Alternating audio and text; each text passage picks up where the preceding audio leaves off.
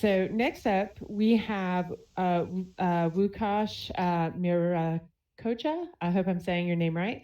And it would be interesting to read your bio while you make your way up to the stage. Lukasz is a new media and software theorist and practitioner interested in media statics and design and software studies. He is a Ph.D. student in the creative media at the School of Creative Media at City University, Hong Kong. Before he worked as a government-funded researcher at the University of Warsaw, Poland, and a technology journalist, and he was also a consultant in technological forecast and foresight. He holds a BA in philosophy and an MA in liberal arts. So welcome to the stage, and feel free to go ahead and give us your presentation if you'd like. So some background information on what you're going to hear. So I'm basically finished. I'm going to submit any week now a PhD research on camera-related representation models for spatial CGI-based real-time environments, designed in media software ecologies centered on general-purpose game engines, meaning Unity and Unreal. And my general approach was to use media software in studies and interface criticism. And for the case studies, I really I dig deep into Unity per se and into some experimental content produced with the engine. And there was also a practice-led component into this research. It was like 75% theory, 25% practice, and I thought it would be much more interesting if I show you this practice-led component. So just a short introduction into the whole thing and a test. Can you still hear me? Everything's okay? Awesome. Whoa. So the practice-led component is centered on the synthetic cameraman experiment. At a level, I tried to create unpredictable, uncontrollable dynamic environment, and there's hardly any better cultural and also natural connotation regarding that than an exploding volcano. At the aesthetic level, it's a photorealistic environment, and the creative goal was to capture it with different and equally dynamic representation models, meaning with different cinematography in a widened photorealistic spectrum. And so at the technological level, I used two identical Unity 3D scenes. And the first work, it's the cinematic synthetic cameraman. And it's a non-interactive, real-time procedural CG simulation with procedurally generated cinematography. And the second one is it's called VR Synthetic Cameraman, and this is an interactive PC VR experience. And I'm gonna paste the first link. The first section is more or less scripted animation. The mid section is a procedurally generated piece. It lasts about from 60 to 90 seconds. And of course, each time it's generating a different output because the explosion is also procedurally generated. It's not an animation.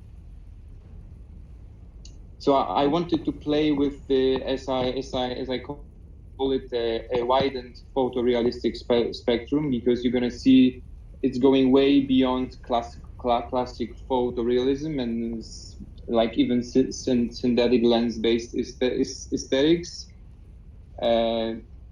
The camera settings are allowing for really weird and hyper-mediated aperture settings, field of view, even distortion.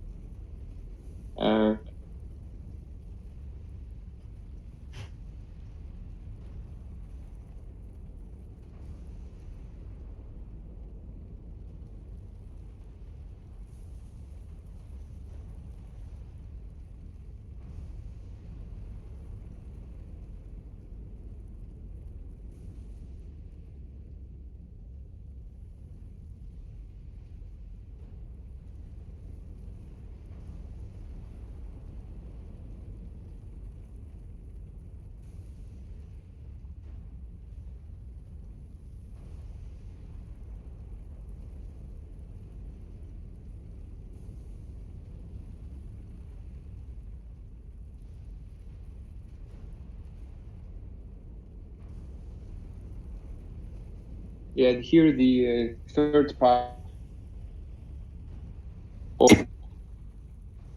As I said, the intro and the outro is always the same. It's a scripted camera movement. Only the middle section is a procedurally generated one. So we have this contrast between more scripted and here it's the second pass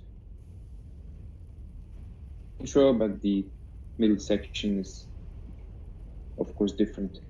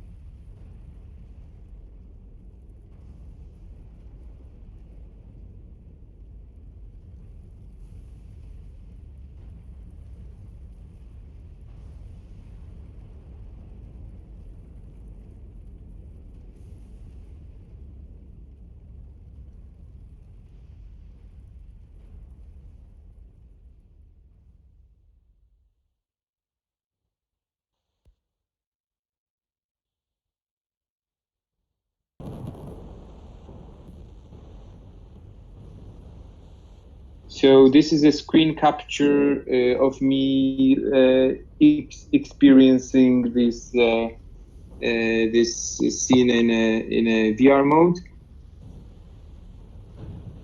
And contrary to the first iteration of the artwork, this one is interactive. Here, the camera is not only a representational apparatus, but also an actuator. So it can shape the environment. I'm not sure whether it's going to be visible here, but there are some user triggered actions here. So based on the, let's say, gaze of the emergent,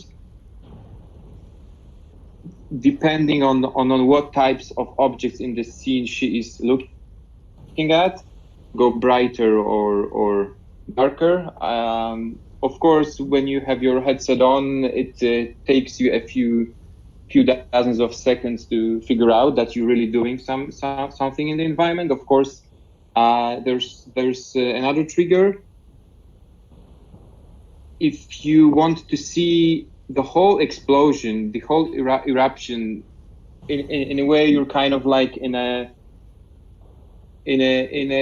quantum physics way, you will distort it, so the time will slow down.